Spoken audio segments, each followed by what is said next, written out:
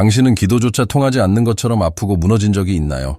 안도함을 간절히 구했지만 돌아온 건 오직 침묵뿐이었던 적이 있나요? 만약 내가 당신에게 오래된 책 속에 숨겨진 어떤 말들이 말기 진단을 바꾸고 산산이 부서진 마음을 회복시키며 꺼져가던 희망을 다시 불러일으켰다고 말한다면 믿겠습니까? 이건 미신이 아닙니다. 약속입니다. 그리고 당신의 것이 될 수 있습니다. 오늘 당신은 수천 년 된 세 편의 시편이 그토록 찾고 있던 치유의 열쇠가 될 수 있다는 사실을 알게 될 것입니다. 나와 함께 하세요. 이것이 당신 인생의 전환점이 될 수 있습니다. 당신은 고통이 어떤 메시지를 전하려는 것이라고 생각해 본 적 있나요? 고통은 우연히 오는 것이 아닙니다. 당신을 제약하는 육체적 통증, 아물지 않는 감정의 상처, 신앙을 갉아먹는 영혼의 허기, 이 모든 것이 더 깊은 무언가를 가리키고 있을지도 모릅니다. 어쩌면 당신은 이 목소리를 약 오락거리 혹은 희망 없는 기도로 억누르려 하고 있을지 모릅니다. 하지만 사실은 그 소리에 귀 기울여야 할 때인지도 모릅니다. C.S. 루이스는 이렇게 말했습니다. 하나님은 우리의 즐거움 속에서 속삭이고 양심 속에서 말씀하시며 고통 속에서 외치신다. 어쩌면 고통은 하나님의 확성기일지도 모릅니다. 당신이 멈추고 내면을 들여다보며 진정으로 변화되어야 할 것을 바라보도록 하시는 하나님의 부르심일 수 있습니다. 그리고 어쩌면 치유되어야 할 것은 단지 몸이 아니라 당신의 영혼 기억, 약해진 믿음일지도 모릅니다. 우리는 종종 의사의 진단서, 전문가의 의견, 친구들의 조언에서 답을 찾으려 하지만 정작 가장 크게 외치고 있는 그 무엇, 우리 내면의 치유의 필요를 무시합니다. 왜냐하면 진정한 치유는 안에서부터 시작되기 때문입니다. 우리의 영혼이 만져질 때 우리의 몸도 반응하기 시작합니다. 우리의 영이 회복될 때 불가능해 보였던 일들도 가능해지기 시작합니다. 그래서 진심으로 묻고 싶습니다. 지금 당신이 느끼는 그 고통은 단순한 증상일까요? 아니면 어떤 초대일까요? 하나님과의 더 깊은 만남, 당신 자신의 진실, 혹은 잊혀졌거나 믿지 않게 된 약속과의 재회를 향한 부르심일까요? 이제 잠시 생각해 보세요. 당신이 아는 사람 중에 지금 고통받고 있는 사람은 누구인가요? 끝없는 고통의 굴레에 갇혀있고 출구를 찾지 못하는 사람? 조용히 신앙을 잃어가고 있는 사람은 없나요? 지금 이 영상을 그 사람에게 보내주세요. 어쩌면 그것이 그 사람이 수년간 기다려온 바로 그 메시지일지도 모릅니다. 아직 희망이 있다는 것, 그리고 그 해답이 생각보다 훨씬 가까이에 있다는 것을 상기시켜줄 이제 우리가 고통에 대해 깊이 생각해 보았다면 왜 시편이 수세기를 넘도록 살아있는 치유와 힘, 회복의 원천으로 남아있는지 함께 살펴봅시다. 왜 수많은 성경 본문 중에서도 시편이 특별히 기적을 필요로 하는 사람들에게 자주 사용될까요? 시편은 단순히 아름다운 시나 오래된 히브리어로 쓰인 고대의 문장이 아닙니다. 시편은 실제 고통, 진짜 두려움, 깊은 믿음 속에서 살아간 사람들이 써내려간 노래입니다. 전쟁 중인 왕, 괴로움에 찬 예언자, 그리고 믿음을 잃지 않으려 발버둥치는 평범한 남녀들이 하늘에 외친 절규, 눈물로 쓴 시, 간절한 기도 그 자체입니다. 시편의 주요 저자인 다윗은 그 현실을 아주 강렬하게 살아냈습니다. 그는 박해, 배신, 가족 문제, 질병, 전쟁을 겪었습니다. 그러나 그는 고통을 숨기지 않았습니다. 오히려 그것을 기도로 바꾸었습니다. 절망을 숨기지 않고 있는 그대로 하나님께 드렸습니다. 그리고 그 솔직함이 시편을 강력하게 만드는 힘입니다. 시편은 우리에게 가르쳐줍니다. 하나님께 우리는 진짜 모습 그대로 나아갈 수 있다고. 가식 없이, 필터 없이, 그리고 다윗만이 아닙니다. 고라의 자손들과 아삽 같은 다른 저자들도 깊은 고뇌를 표현하면서 동시에 하나님의 신실하심을 찬양했습니다. 시편은 어둠과 빛의 시기에 패배와 승리의 순간에 쓰인 글들입니다.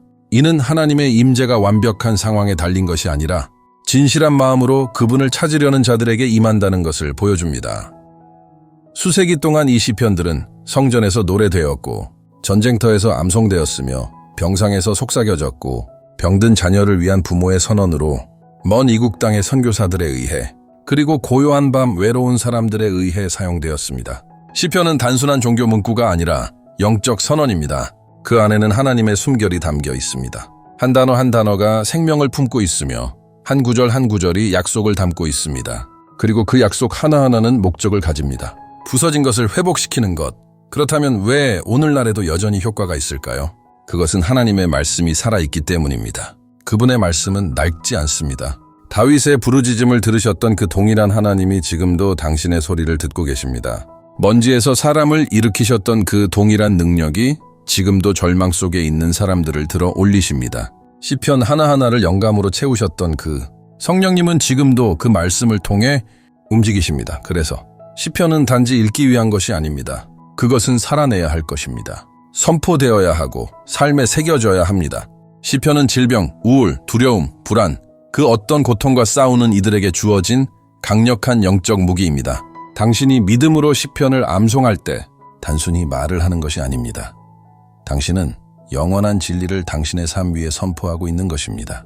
진리가 있는 곳엔 빛이 있고 빛이 있는 곳엔 어둠이 머물 수 없습니다. 그러니 이제 마음을 준비하세요. 이어서 수많은 인생의 이야기를 바꿔놓은 세 편의 시편 속으로 함께 들어가 보려 합니다. 그리고 만약 당신이 마음을 연다면 이 시편들이 당신의 삶도 바꿀 수 있습니다. 어쩌면 지금 당신과 치유 사이에 있는 가장 큰 장애물은 당신이 직면한 문제의 심각성이 아니라 당신 마음속에 숨어있는 조용한 의심일지도 모릅니다. 말로는 하지 않지만 마음속 깊은 곳에 자리 잡고 있는 그 질문, 정말 하나님이 나를 고치실 수 있을까? 하나님은 원하실까? 예수님은 마태복음 9장 28절에서 두 명의 맹인에게 이 질문을 하셨습니다. 그들은 예수님을 향해 끈질기게 자비를 구했습니다. 그러자 예수님은 멈춰서 그들의 눈을 바라보며 물으셨습니다. 내가 이것을 할 수 있다고 너희가 믿느냐? 이것은 단순한 수사적 질문이 아니었습니다. 이것은 믿음의 시험이었습니다. 왜냐하면 믿음은 단순한 종교적 감정이 아니라 기적이 흘러가는 통로이기 때문입니다. 보기 전에 믿는 것, 증거 없을 때 신뢰하는 것, 그것이 하나님의 마음을 움직입니다. 고통과 불확실함, 두려움 속에서도 솟아나는 진실한 믿음, 그것은 상상할 수 없는 힘을 가집니다. 그것은 하늘의 문을 열고 불가능을 움직이며 이미 선포되었지만 아직 눈에 보이지 않는 약속들을 활성화시킵니다. 예레미야 30장 17절은 강력하고도 개인적인 약속을 전합니다. 여호와의 말씀이니라 내가 너를 치료하여 네 상처를 낫게 하리라. 잘 들어보세요. 이건 가능성이 아닙니다. 확정입니다. 하나님은 아마도 또는 여건이 맞으면 이라고 말씀하지 않으십니다. 그분은 내가 치료하겠다, 내가 회복시키겠다라고 말씀하십니다. 그러나 이 약속은 모든 하나님의 약속처럼 반응을 요구합니다. 그 반응은 믿음입니다. 지금 당신은 수많은 진단서, 의사의 보고서, 감정적 영적 위기 속에 둘러싸여 있을 수 있습니다. 수년 동안 싸워왔고 변화가 거의 없었을 수도 있습니다. 그러나 만약 오늘 이 순간 당신이 믿기로 선택한다면 비록 작은 믿음일지라도 지친 마음일지라도 무언가가 당신 안에서 변화되기 시작할 수 있습니다. 왜냐하면 모든 것은 거기서 시작되기 때문입니다. 눈에 보이지 않아도 신뢰하기로 선택하는 그 마음에서 만약 당신이 믿음의 기도를 어디서부터 시작해야 할지 모른다면 시편 6편만큼 진솔하고 거칠고 강력한 본문은 거의 없습니다. 그 안에는 연약하고 부서지고 지쳐있는 다윗의 모습이 담겨 있습니다. 그는 승리를 기뻐하는 성전 안에 있지 않았습니다. 그는 삶의 밑바닥에서 이렇게 외칩니다. 여호와여, 나를 불쌍히 여기소서. 내가 약하오니 나를 고치소서. 내 뼈가 떨리나이다. 이것은 더 이상 외면을 유지할 힘조차 없는 자의 부르짖음입니다. 하나님의 마음에 합한 사람 다윗이 완전히 지쳐 있습니다. 그는 밤마다 베개를 눈물로 적신다고 고백합니다. 그의 고통은 육체에, 영혼의, 마음에 깊이 스며 있습니다. 그러나 그는 그것을 숨기지 않습니다. 오히려 그 고통을 기도로 바꿉니다. 여기에 비밀이 있습니다.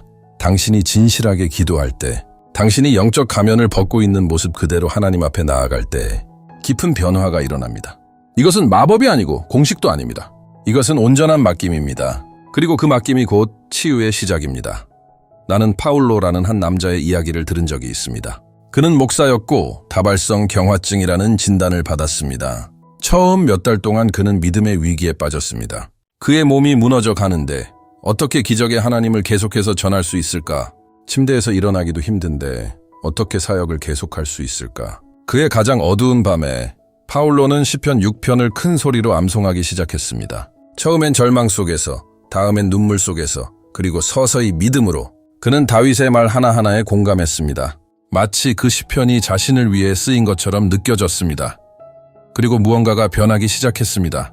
그의 진단이 아니라 그의 영혼이, 그는 혼자가 아니라는 것을 깨달았습니다. 하나님이 침묵하지 않으셨다는 것을, 그리고 정직하게 날마다 기도하는 그 단순한 행위가 그의 마음을 바꾸고 있다는 것을, 불안은 평안으로, 절망은 희망으로 바뀌었습니다. 그리고 그의 메시지는 더 많은 이들에게 영향을 주기 시작했습니다. 왜냐하면 그것은 이제 고통을 아는 자의 진실된 위로에서 흘러나오는 말씀이었기 때문입니다. 이것이 시편 6편의 능력입니다. 진실로 부르짖는 것은 믿음의 행위입니다. 하나님 앞에서 우는 것은 약함이 아니라 예배입니다. 그리고 때로는 육체의 치유보다 먼저 마음이 완전히 하나님 앞에 쏟아질 때 치유가 시작됩니다. 만약 이 메시지가 당신의 마음을 건드리고 있다면 지금 이렇게 댓글을 남기세요. 나는 치유를 믿습니다. 이것은 단순한 댓글이 아닙니다. 믿음의 선언입니다. 우리는 당신을 위해 당신과 함께 기도할 것입니다. 다윗을, 파울로를, 그리고 수많은 사람들을 붙들었던 동일한 은혜가 당신도 붙들 수 있도록 믿고 기도할 것입니다. 시편 6편이 고통 속에서의 정직함을 가르쳐 준다면 시편 30편은 그 다음 단계로 초대합니다. 슬픔을 찬양으로 바꾸는 것입니다. 이 시편은 고통의 존재를 부인하지 않습니다. 하지만 그것이 이야기의 끝이 아님을 선포합니다. 깊은 고통을 겪은 후 다윗은 이렇게 강하게 고백합니다. 여호와여, 내가 주께 부르짖었더니 나를 고치셨나이다. 이 한 문장은 엄청난 무게를 담고 있습니다. 영적 전쟁 전체를 한 줄로 요약한 선언입니다. 그는 운이 좋아서 낫게 되었다거나 스스로 회복했다고 말하지 않습니다. 그는 분명히 말합니다. 주께서 나를 고치셨나이다. 이것은 직접적이고 개인적이며 타협할 수 없는 간증입니다. 동시에 그것은 초대입니다. 폭풍 한가운데 있는 우리 모두를 향한 부름입니다. 믿음으로 부르짖는 자에게 응답하시는 하나님이 계심을 상기시키는 말씀입니다. 시편 30편은 모든 것이 거슬러 보여도 신뢰하기로 결정할 때 하나님께서 무엇을 하실 수 있는지를 축하하는 찬양입니다. 이것은 변화의 창하입니다. 다윗은 밤새 흐른 눈물이 아침의 기쁨으로 바뀐다고 말합니다. 애통이 춤으로, 고통이 힘으로, 절망이 찬양으로 바뀐다고 선포합니다. 이 전환은 모든 것이 해결된 후에 일어나는 것이 아닙니다.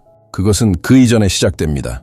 우리가 결과를 보기 전에 감사를 선택할 때, 찬양할 기분이 아닐지라도 하나님이 누구신지를 알기에 찬양하기로 결정할 때 시작됩니다. 마르타 선생님은 이 진리를 아주 강하게 깨달았습니다. 두 아이의 엄마였던 그녀는 37세에 공격적인 유방암 진단을 받았습니다. 두려움은 즉각적이고 마비되는 듯한 감정이었습니다.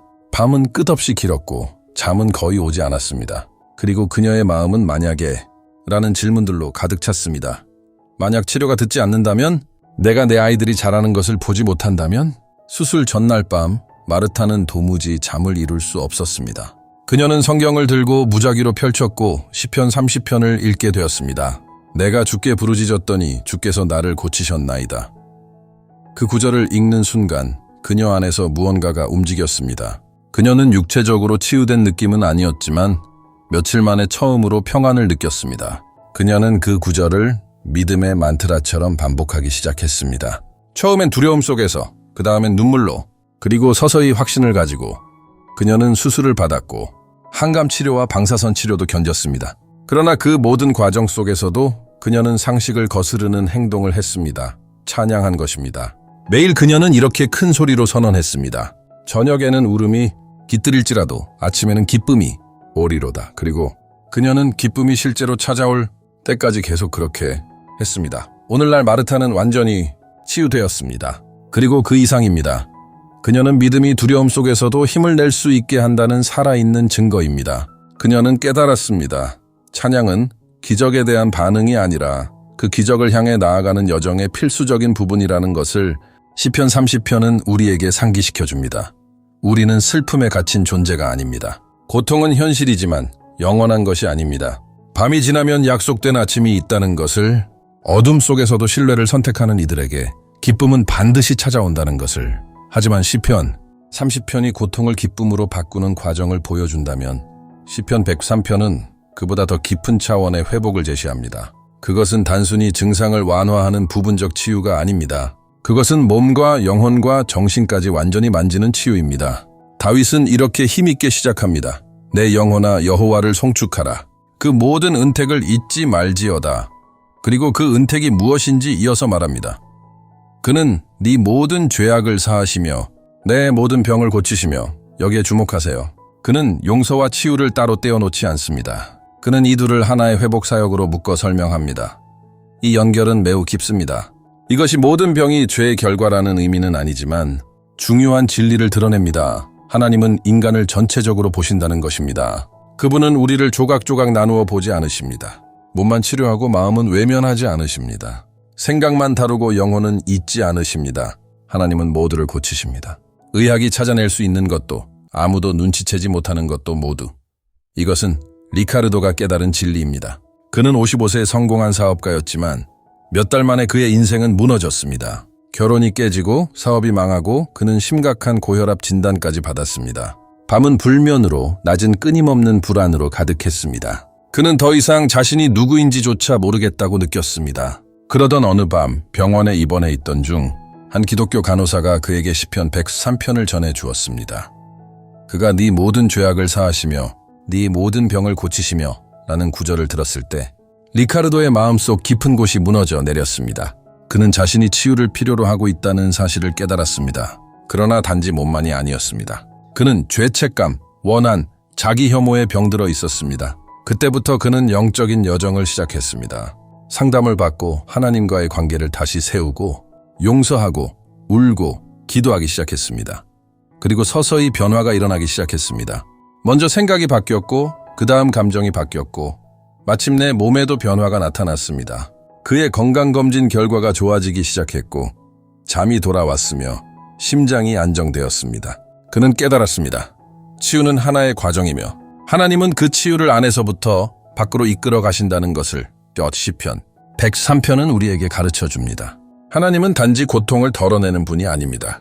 그분은 완전한 회복을 원하십니다. 당신조차 알지 못했던 상처까지 치유하시기를 원하십니다. 독수리처럼 당신의 젊음을 새롭게 하기를 원하십니다. 당신이 짊어진 무거운 짐을 가벼움으로 바꾸시기를 원하십니다. 그분은 단순한 증상만 치료하시는 분이 아니라 온전하게 다시 창조하시는 하나님이십니다. 그리고 이 모든 것이 당신에게 열려 있습니다. 당신이 자격이 있어서가 아닙니다. 하나님이 선하시기 때문입니다. 하나님이 약속하셨기 때문입니다. 이것이 그분의 성품이기 때문입니다. 치유하시고 회복시키시고 변화시키시는 것. 만약 지금 당신이 여러 영역에서 무너져 있다고 느낀다면 분명히 알아두세요. 하나님은 당신을 온전히 치유하길 원하십니다. 고통이 어디서 시작되었든 상관없습니다. 하나님은 그 고통을 오늘 끝내실 수 있고 새로운 일을 시작하실 수 있습니다. 완전하고 살아있는 새로운 일을. 당신은 기도하는 방식이 우리의 믿음에 어떤 영향을 미치는지 느껴본 적이 있나요? 시편을 기도하는 것은 단순히 아름다운 글을 읽는 것이 아닙니다. 그것은 하나님의 능력이 담긴 말씀을 의도적으로 활성화시키는 것입니다.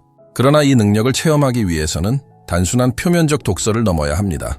적용하고 살아내고 마음을 다해 선포해야 합니다. 첫째, 시편을 소리내어 읽어보세요. 당신이 말할 때 무언가가 바뀝니다. 단순한 생각이 아니라 선포입니다. 성경은 말합니다. 믿음은 들음에서 나며 들음은 하나님의 말씀으로 말미암는다고.